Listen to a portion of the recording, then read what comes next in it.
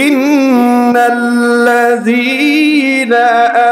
আমানু ওয়া আমিলুস সলিহাতি কানাত লাহুম জান্নাতুল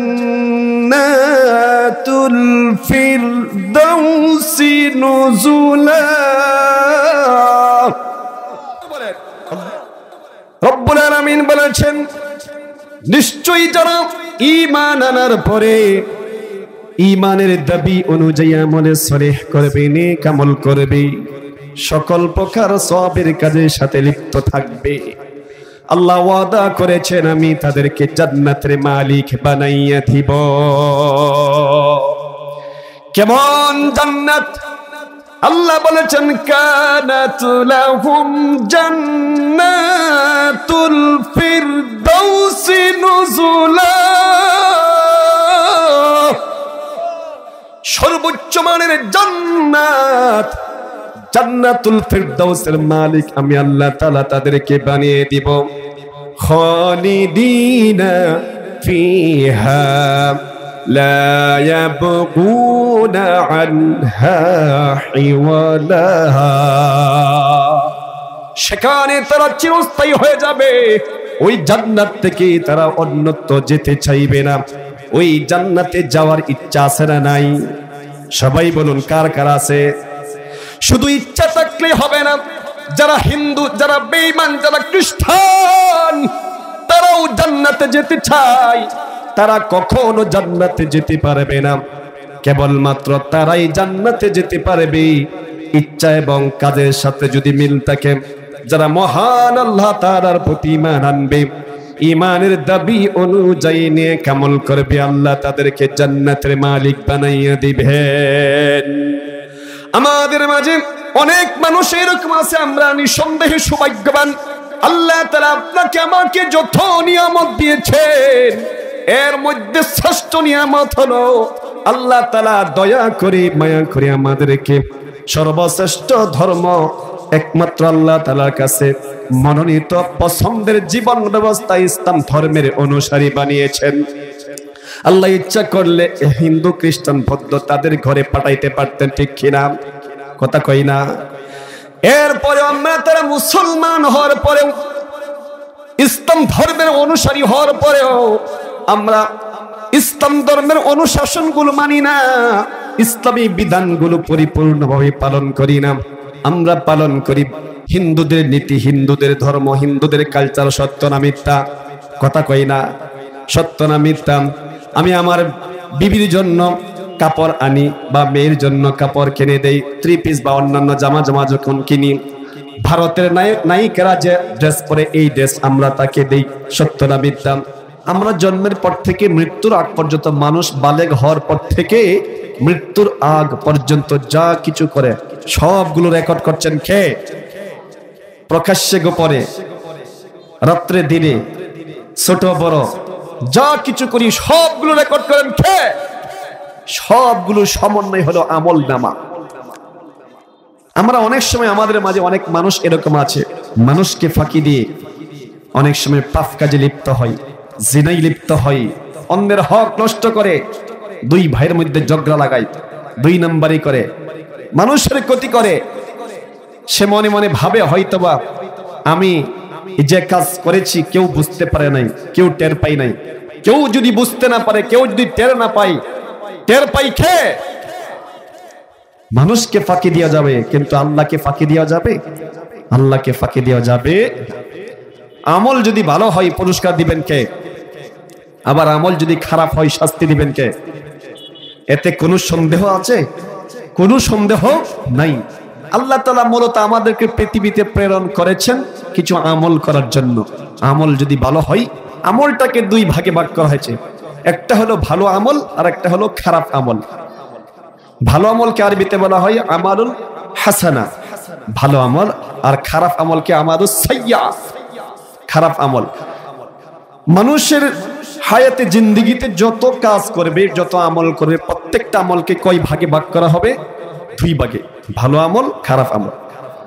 হাসরের মাঠে আল্লাহ তাআলা যখন সবার বিচার করবেন, সমগ্র মানব মণ্ডলীকে 2টা ভাগে ভাগ করবেন। কিছু মানুষ হবে ডানপন্থী, কিছু মানুষ হবে বামপন্থী।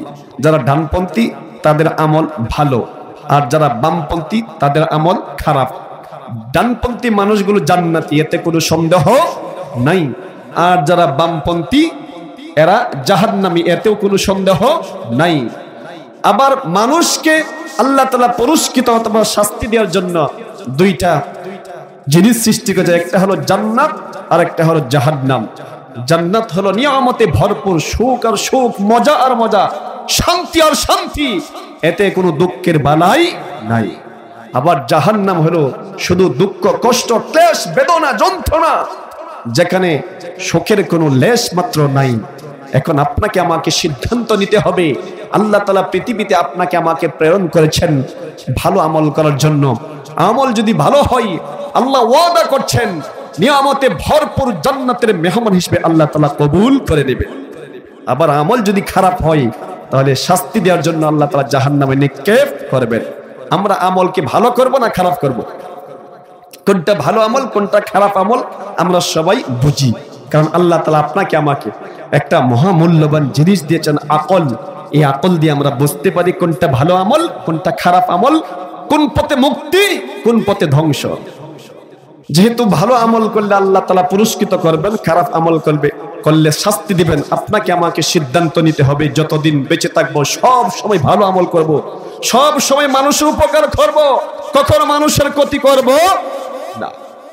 যদি এরকম সিদ্ধান্ত নিতে পারেন, আল্লাহ ওয়াদা করছেন তোমার জন্য আমি জান্নাত তৈরি করে রেখেছি। ভালো আমল যারা করবে রব্বুল আলামিন তাদের ব্যাপারে বলেছেন, ইন্নাল আবরারা লাফি নাঈম।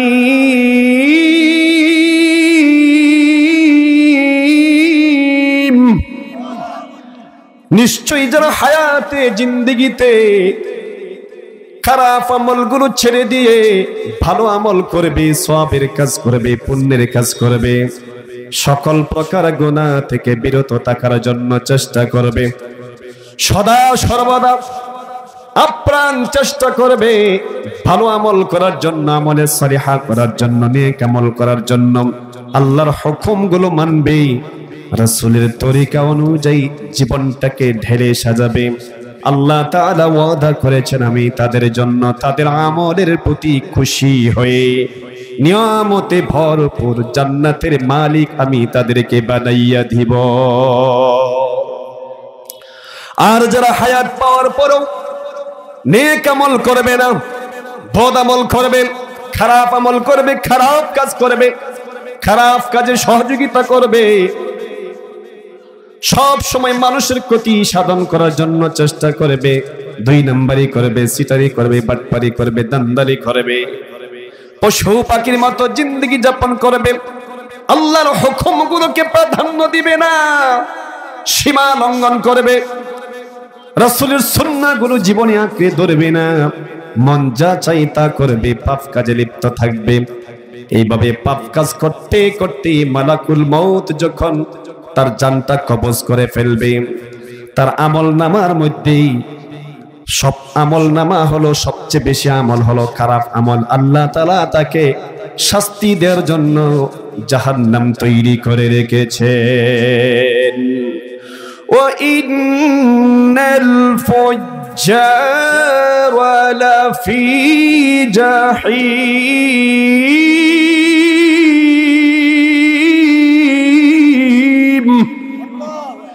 নিশ্চয়ই যারা হায়াত পাওয়ার পরেও নেক আমল করবে না, খারাপ কাজ করবে, মানুষের ক্ষতি করবে, প্রতিবেশীর ক্ষতি করবে, দুই ভাইয়ের মধ্যে ঝগড়া লাগাবে, দরবারীরা টাকার বিনিময়ে বিচারকে এদিক সেদিক করবে, ক্ষমতা থাকার কারণে দুর্বল অসহায় মানুষের উপর অযথা জুলুম করবে, তাদের অধিকারগুলো কেড়ে নিবে।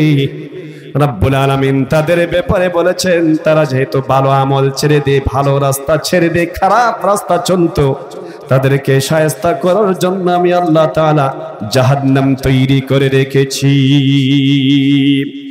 সুতরাং আপনাকে আমাকে সিদ্ধান্ত নিতে হবে ভালো আমল করব না খারাপ আমল করব।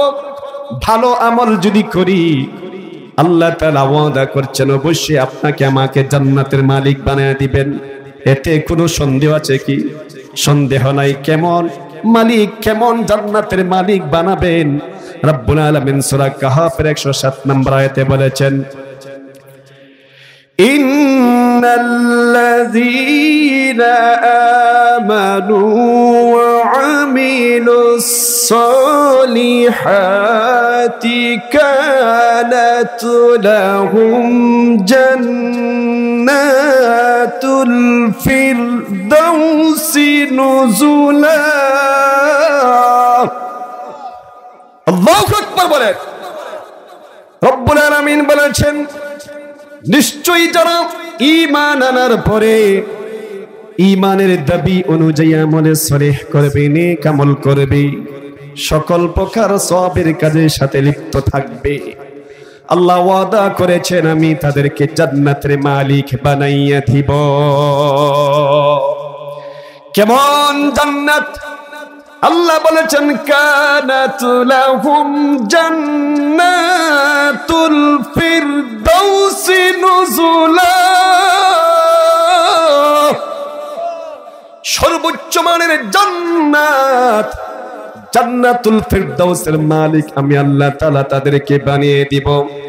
খালিদিনা ফিহা লা ইয়াবগুনা আনহা হিওয়ালা।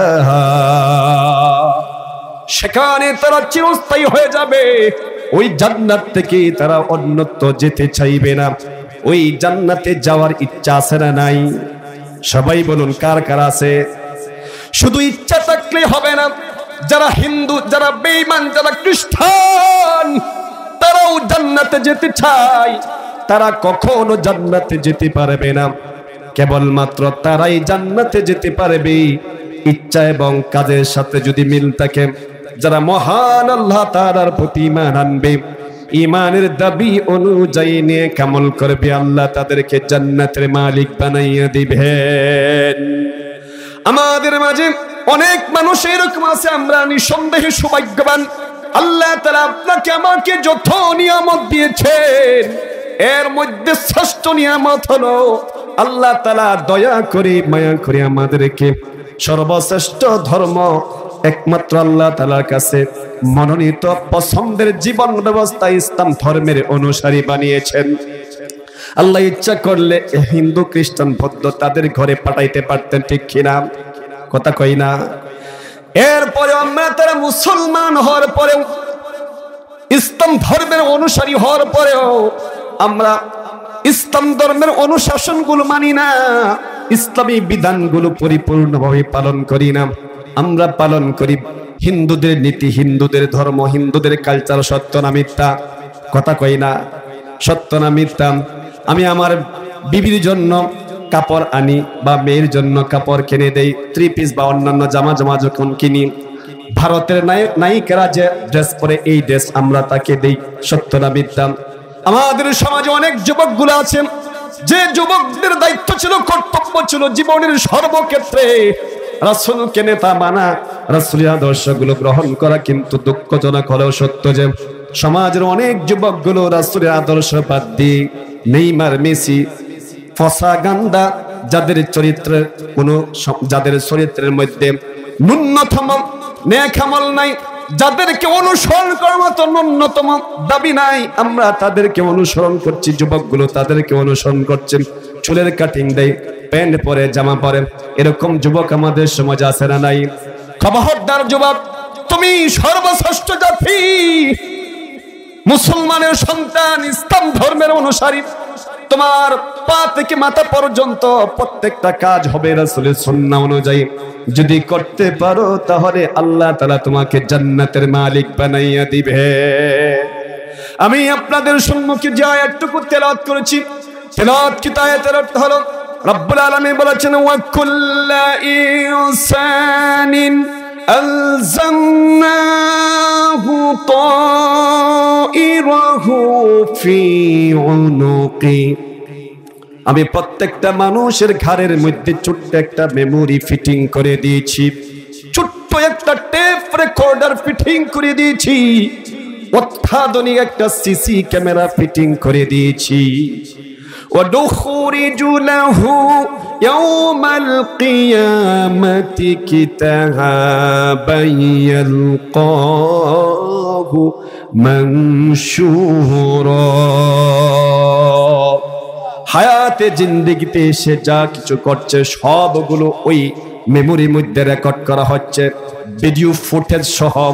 কিয়ামতের দিন যখন চূড়ান্ত একটা বিচার করা হবে, হাসরের মাঠে যখন সবার আমলনামার হিসাব নেওয়া হবে, আল্লাহ তাআলা বলেন আমি তার জন্য তার সামনে একটা আমলনামা তুলে ধরবো যা সে স্পষ্ট দেখতে পাবে।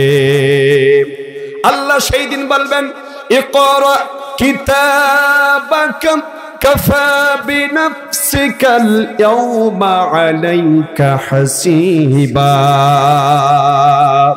আল্লাহ বলবেন পড়ো তুমি তোমার আমলনামা, হায়াতে জিন্দেগিতে যা করেছো সবগুলো এর মধ্যে লিপিবদ্ধ আছে। পড়ো তুমি তোমার আমলনামা, সাক্ষীর দরকার নাই, সবগুলো এটার মধ্যে লিপিবদ্ধ আছে, পড়তে হবে। এরপরে রব্বুল আলামিন পরে আয়াতে বলেছেন মান ইহতাদা ফাইন্নামা ইহতাদি লিনাফসি, যে ব্যক্তি দুনিয়াতে হেদায়েত অবলম্বন করবে, সৎ পথ অবলম্বন করবে, ভালো কাজ করবে, সওয়াবের কাজ করবে, খারাপ পথ থেকে দূরে থাকবে, সদা সর্বদা হেদায়েতের পথে চলবে, আল্লাহ তাআলা বলেছেন এইটা মূলত তার জন্যই ভালো হবে। ومن ضل فإنما يضل عليها, আর যে ব্যক্তি সৎ পথ বাদ দিয়ে খারাপ পথ অবলম্বন করবে, পথভ্রষ্ট হয়ে যাবে, সদা সর্বদা পাপ কাজে লিপ্ত থাকবে, আল্লাহ বলেছে এটা মূলত তার জন্যই ক্ষতির কারণ হবে। ওয়ালা তাজিরু ওয়াজিরাতুন বিজরা উখরা, হাসরের মাঠে আল্লাহ তাআলা বলেছেন কেউ কারো বোঝা বহন করবে না। ওমা কুন্না মুআযযিবিনা হাত্তা নাবআসা রাসূলা, আমি রাসূল না পাঠানো পর্যন্ত কাউকে কোনো প্রকার শাস্তি বা আযাব দেই না। এই হলো আয়াতের অর্থ। হাদিসের অর্থ হলো বুখারী শরীফের ৬৪১৬ নম্বর হাদিস। বিশ্বনবীজি বলেছেন কুন ফিদ দুনিয়া কাআন্নাকা গরীবুন আও আবিরুস সাবিল, তুমি দুনিয়াতে যতদিন বেঁচে থাকবা, যতদিন হায়াত পাইবা, তোমাকে সব সময় এই চিন্তা লালন করতে হবে যেন তুমি একজন ভিনদেশী পথিক মুসাফির। এই চিন্তা তুমি যদি লালন করতে পারো, কোনো প্রকার পাপ অন্যায় তোমাকে স্পর্শ করতে পারবে না। রাসূলের ছোট্ট হাদিসটার উপর আমরা সবাই যদি আমল করতে পারি, এই ছোট্ট হাদিসটাই প্রত্যেকটা মানুষ ভালো হওয়ার জন্য যথেষ্ট হয়ে যাবে, ঠিক কিনা? যারা মুসাফির তারা কি কখনো পাপ কাজ করে, অন্যায় করে, কারো হক নষ্ট করে, কারো উপর জুলুম করে? উদাহরণ দিলে বুঝতে পারবেন। যেমন আমাদের দেশে অনেক ভাইরা যারা তাবলীগের কাজের সাথে লিপ্ত, এক ডিস্ট্রিক্টের লোক অন্য ডিস্ট্রিক্টে যায়, বা অন্য ডিস্ট্রিক্টের লোক আমাদের ডিস্ট্রিক্টে আসে, তারা 40 দিন 3 মাস 4 মাসের জন্য আসে, তারা হলো মুসাফির। এই ভাইগুলো যতদিন পর্যন্ত আপনার মহল্লায় বা আমার মহল্লায় থাকে, তারা কি কোনোদিন গান বাজনায় লিপ্ত হয়, কারো হক নষ্ট করে, কাউকে গালি দেয়, কারো সাথে প্রতারণা করে, কাউকে ধোঁকা দেয়, কোনোদিন মিথ্যা কথা বলে? সদা সর্বদা চেষ্টা করে আমি যতদিন থাকবো এই মহল্লায়, এই এলাকায়, 40 দিন অথবা 4 মাস অথবা আরো বেশি কম বেশি, সদা সর্বদা চেষ্টা করে যতদিন থাকে ততদিন পর্যন্ত নিজে নেক আমল করে, অন্য কেউ নেক আমল করার জন্য নিজের খায়ে, নিজের ভরে, পায়ে ধরে, হাতে ধরে নেক আমল করার জন্য আপ্রাণ চেষ্টা করে। সত্য না মিথ্যা? বিশ্ব নবীজি বলেছেন এই মুসাফির যেভাবে জীবন যাপন করে তোমাকেও মনে করতে হবে তুমি যতদিন পৃথিবীতে বেঁচে থাকবা তুমি একজন মুসাফির লালন করতে পারো, তাহলে মুসাফির যেমন সকল প্রকার পাপ থেকে অন্যায় থেকে বাঁচতে পারে, সদা সর্বদা নেক আমলের সাথে লিপ্ত থাকে, অনুরূপ ভাবে তুমিও দেখবা তোমার দ্বারা কোনো পাপ হবে না, অন্যায় হবে না, কারো হক নষ্ট হবে না, সদা সর্বদা ভালো কাজ করতে পারবা। আমার আলোচনা বিষয় নাকি আমল নামা। কি নামা? আমল নামা। আমরা অনেকেই মনে করি আমাদের সমাজে অনেক ব্যবসায়ী এরকম আছে, মালে ভেজাল দেই, ওজনে কম দেই, সে নিজেকে খুবই চালাক মনে করে। এইরকম ব্যবসায়ী আমাদের সমাজে আছে না নাই? মনে মনে ভাবে আমি ক্রেতাকে ঠকাইলাম, আমি বড় চালাক বুদ্ধিমান। ক্রেতা বুঝতে পারে নাই, ক্রেতা যদিও বুঝতে না পারে বুঝেন কে?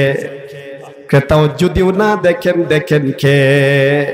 সুতরাং ও ব্যবসায়ী ভাই, তোমাকে বলছি তুমি বুদ্ধিমান নয়, বরং তুমি বোকা। তুমি নিজেকেই দিচ্ছ একটা ধোঁকা, পরকালে পড়বা আল্লাহর আযাবে অবশ্যই, এতে কোনো সন্দেহ নাই। আমাদের সমাজে অনেক দরবারি ভাইরা আছে যারা টাকার বিনিময়ে বিচারকে এদিক সেদিক করে। দুই ভাই ঝগড়া লাগলো, দুই প্রতিবেশী ঝগড়া লাগলো, সব দরবারে কিন্তু এইরকম নয়। তার মানে সবাইকে যদি ঢালাও ভাবে বলা হয়, যারা দরবার করে এরা মনে মনে গালিগালাজ করবে, এই হুজুর তো দরবারীদেরকে গালিগালাজ করলো। সব দরবারে কি খারাপ? ভালো দরবারি তো আছে। সব ব্যবসায়ী কি খারাপ? ভালো ব্যবসায়ী তো আছে। কিছু কিছু দরবারি আছে দেখবেন যখন দুই প্রতিবেশী ঝগড়া লাগে, যাদের চরিত্র খারাপ, যাদের উদ্দেশ্য ভিন্ন, টাকার বিনিময়ে বিচারকে এদিক সেদিক করে, এক শয়তান আরেক শয়তানকে ফোন দেই, ওইখানে আসতেছো কিনা? আসতেছি। আজকে কিন্তু শেষ করা যাবে না, কয়েকটা ডেট ঘুরাইতে হবে। কথা কই না? ডেট ঘুরাই, যতই ঘুরাই ততই পকেটে টাকা যাই, ঠিক কিনা? অনেক সময় নিরপরাধী মানুষকে অপরাধী সাব্যস্ত করে ফেলে। একজনের দোষ, একজনের অপরাধ অন্যের ঘাড়ে চাপিয়ে দেয়, মিথ্যা একটা রায় দিয়ে দেয়, আছে না নাই? কিন্তু হাসরের মাঠে রব্বুল আলামিন যখন বিচার করবেন, রব্বুল আলামিন বলেছে ওয়ালাম তাজিরু ওয়াজিরাতু বিজরা উখরা। হাসরের মাটি যখন চূড়ান্ত বিচার করা হবে, আল্লাহ তাআলার নীতি হবে, কারো বোঝা অন্যের ঘাড়ে চাপিয়ে দিবেন না, কেউ কারো বোঝা বহন করবেন না। কিন্তু দুনিয়াতে তো আমরা এরকম বিচার ব্যবস্থা দেখেছি। দোষ নাই, অন্যায় নাই, অপরাধ নাই, ক্ষমতার জোরে গ্রেফতার করে নির্দোষী মানুষকে দোষী সাব্যস্ত করে। দিল্লি রাজাকারের দোষ আল্লামা সাইদি হুজুরের ঘাড়ে চাপিয়ে দিয়েছে, সত্য না মিথ্যা? কোসাই কাদেরের দোষ কাদের মোল্লার ঘাড়ে চাপিয়ে দিয়ে তাকে মিথ্যা ফাঁসি দিয়ে তাকে অপদস্থ করার জন্য চেষ্টা করেছে।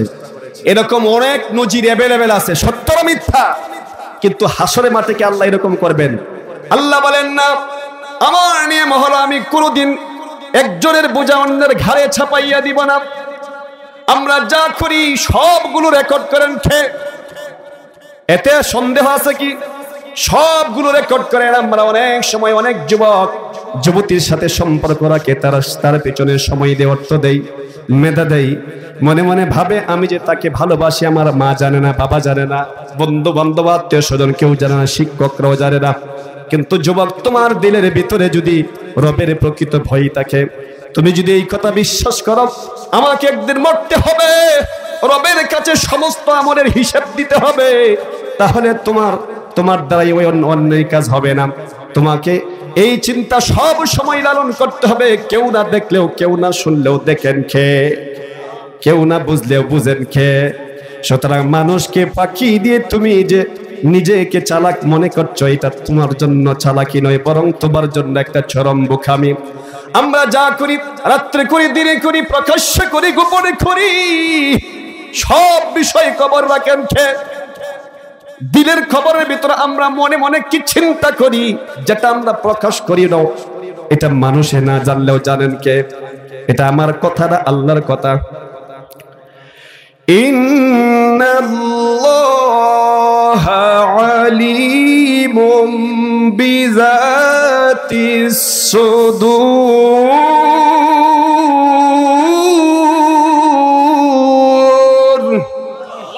আল্লাহ বলেন, গোলাম তোর দিলের ভিতরে তুই কি কল্পনা করেছস মানুষ না বুঝলেও আমি আল্লাহ তাআলা বুঝি। তোর দিলের ভিতরে যা আছে সব বিষয় আমি খবর রাখি। খবরদার, আমার কাছে একদিন ধরা পড়তে হবে। এই অনুভূতি তোমাকে সব সময় লালন করতে হবে। যতদিন পৃথিবীতে থাকবা আপ্রাণ চেষ্টা করবা ভালো কাজ করার জন্য। আমরা যা করি সবগুলো রেকর্ড করছেন ফেরেশতারা। আমার কথাটা আল্লাহর কথা। রব্বুল আলামিন সূরা কাহফের সূরা কফ 14, 17 এবং 18 নম্বরে আল্লাহ তাআলা বলেছেন, ইয ইয়াতালাক্কাল মুতালাক্কিয়ানি আনিল ইয়ামিনি ওয়া আনিশ শিমালি কঈদ মা ইয়ালফিযু মিন কওলিন ইল্লা লাদাইহি রাকীবুন আতীদ। আল্লাহ বলেন, দুইজন ফেরেশতা মানুষের সমস্ত আমলগুলো রেকর্ড করার জন্য আমি আল্লাহ তাআলা প্রত্যেকের জন্য নিয়োজিত করে রেখেছি। যারা সব সময় সজাগ থাকে, তৎপর থাকে, তাদের মুখ থেকে এমন কোনো কথাই বের হয় না যা রেকর্ড করার জন্য একজন সজাগ সচেতন ফেরেশতা নিয়োজিত না থাকবে। এই কথা বিশ্বাস হয় কিনা? কথা কইটা যদি এই কথা বিশ্বাস হয়, তাহলে বন্ধু কেমনে তুমি মানুষের সাথে প্রতারণা করো, কেমনে ধোঁকা দাও, কেমনে দুই নাম্বারি করো, কেমনে ক্ষমতার জোরে অন্যের উপর জুলুম করো, কেমনে তুমি ক্ষমতার জোরে গরিবের বৈধ সম্পত্তি বুক করে দখল করে বুক করতে থাকো। এরকম মানুষ আমাদের সমাজে আছে না নাই? ক্ষমতা আছেন, মানুষ দরিদ্র, অসহায়, মূর্খ, কিচ্ছু বোঝে না, শিক্ষিত হওয়ার কারণে, চালাক হওয়ার কারণে অন্যের জমিটা দখল করে ভোগ করে। 1 বছর নয়, 2 বছর নয়, 20 বছর, 30 বছর, 50 বছর পর্যন্ত এরকম মানুষ আছে, ভোগ করতেই থাকে। বিশ্বনবীজি বলেছেন, মান আখাযা শিবরাম মিনাল আরদি যুলমা ফাইন্নাহু ইউতাওয়াকুহু ইয়াওমাল কিয়ামাতি মিন 7 আরদিন।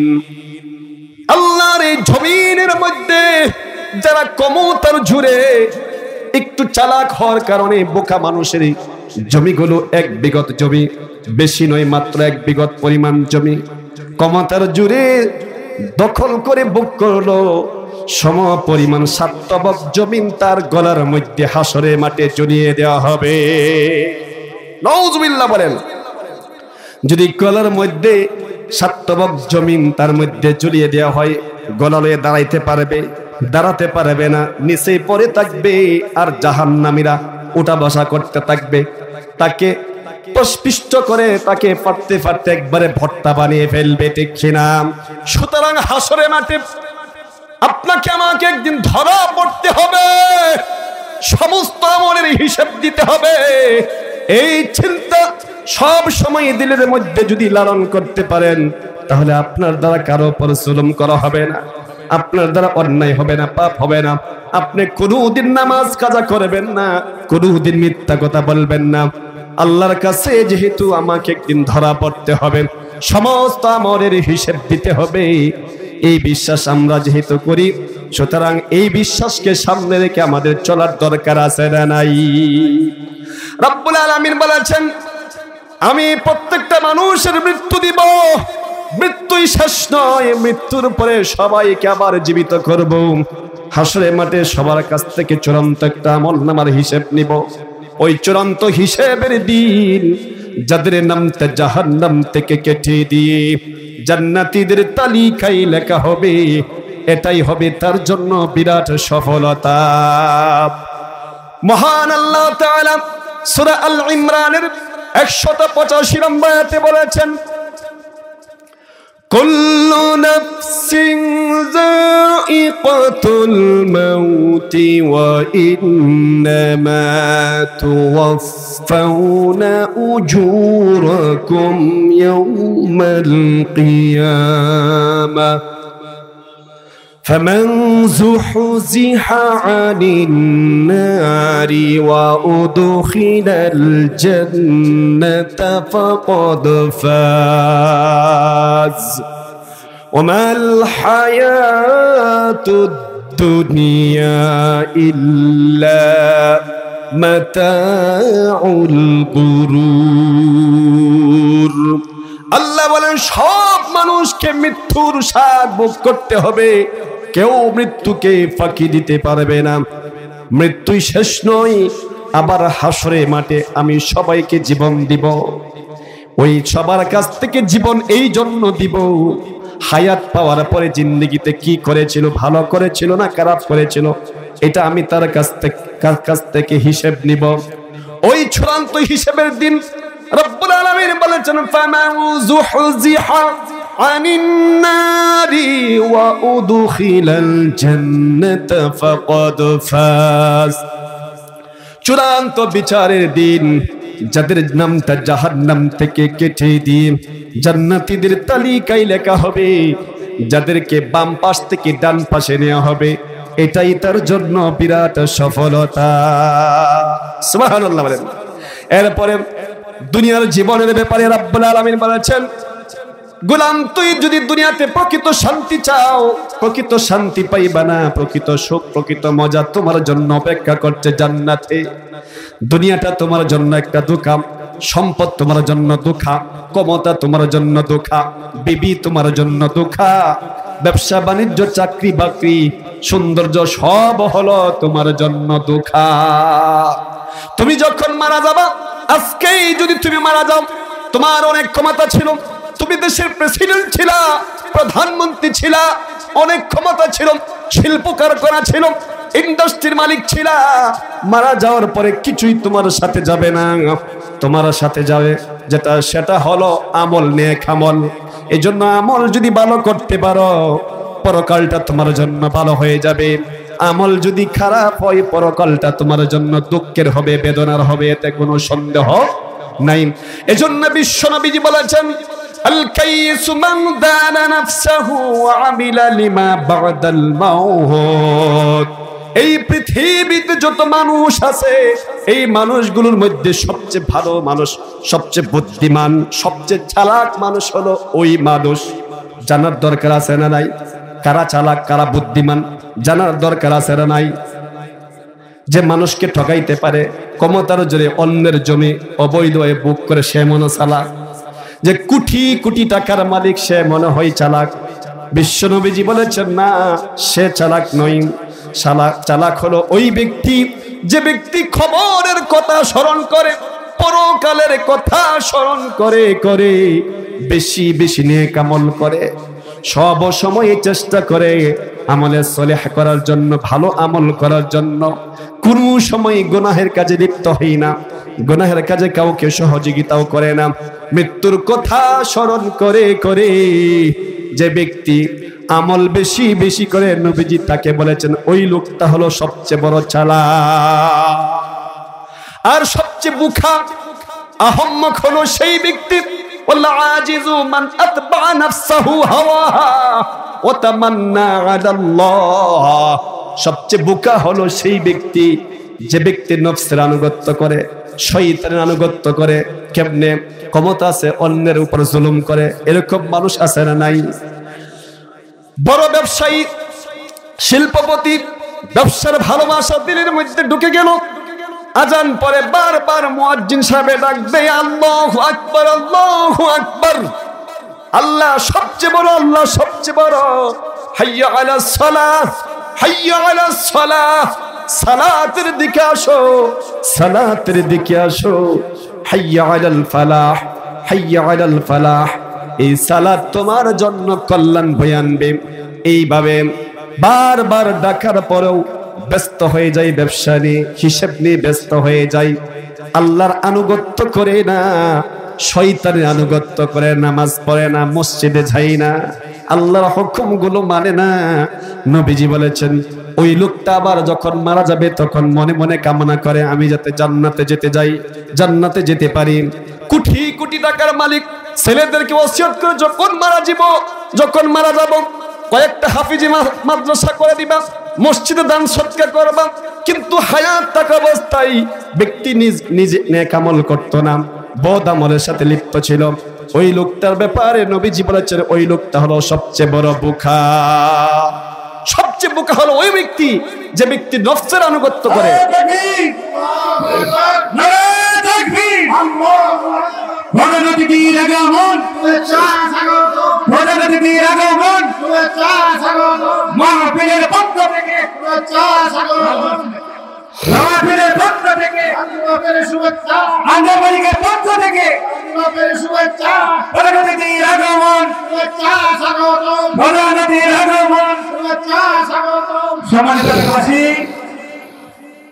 সম্মানিত উপস্থিতি, আপনারা যত সরকার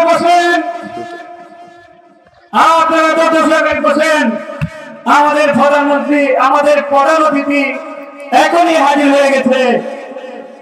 যাদের উদ্দেশ্যে আপনারা এখানে, যিনি বড় আকাঙ্ক্ষিত, যারা আপনারা সবাই তৈরি আসছেন, উনি আপনাদের সামনে এখনই হাজির হতে যাচ্ছে। আপনারা ধৈর্য সহকারে বসুন, উনি এখনই স্টেজে চলে আসবে। আমরা সবাই মিলে আলহামদুলিল্লাহ, সবাই মিলে আলহামদুলিল্লাহ। আজকে মাহফিলে প্রধান অতিথি চলে আসছেন, যারা আলোচনা শোনার জন্য আমরা দূর দূরান্ত থেকে কষ্ট করে চলে আসছি। উনি আলোচনা পেশ করবেন। লিল্লাহি তাকবীর, লিল্লাহি তাকবীর। প্রধান অতিথির আগমন, প্রধান অতিথির আগমন। আজকের মাহফিল, আজকের মাহফিল। সম্মানিত উপস্থিতি, আমি আলোচনা শেষ করছি। হুজুরকে বসতে আলোচনা, ঠিক আছে বলে দিন। আমি বলতেছিলাম আমল যদি ভালো হয়, আমল না মানিয়ে কথা বলতেছিলাম, আমল যদি ভালো হয় পুরস্কার দিবেন কে? আবার আমল যদি খারাপ হয় শাস্তি দিবেন কে? সুতরাং আপনাকে আমাকে সিদ্ধান্ত নিতে হবে। যেহেতু আমরা সবাই এই কথা বিশ্বাস করি, আমল যদি ভালো হয় পুরস্কার দিবেন আল্লাহ, আবার আমল যদি খারাপ হয় শাস্তি দিবেন, এতে কোনো সন্দেহ নাই। সুতরাং আজকে এই মাহফিল থেকে সিদ্ধান্ত নিতে হবে, আমরা যতদিন বেঁচে থাকবো সব সময় নেক আমল করব। রাজি আছেন সবাই? কারা কারা রাজি আছেন? আল্লাহকে হাত তুলে দেখা। আল্লাহ আমাদের সবাইকে নেককার বান্দা হিসেবে কবুল করো। আর যতদিন বেঁচে থাকবো কোনো সময় পাপ কাজ করব না, অন্যায় করব না, কারো উপর জুলুম করব না, কারো সাথে মিথ্যা কথা বলবো না, কারো সাথে প্রতারণা করব না, কাউকে ধোঁকা দিব না। নির্বাচন আসলে এক ভোটের পরিবর্তে 50 ভোট, 100 ভোট, 200 ভোট মারবো। এরকম ঘটনা বাংলাদেশে ঘটেছে কিনা? খবরদার, এটা কখনো করা যাবে না।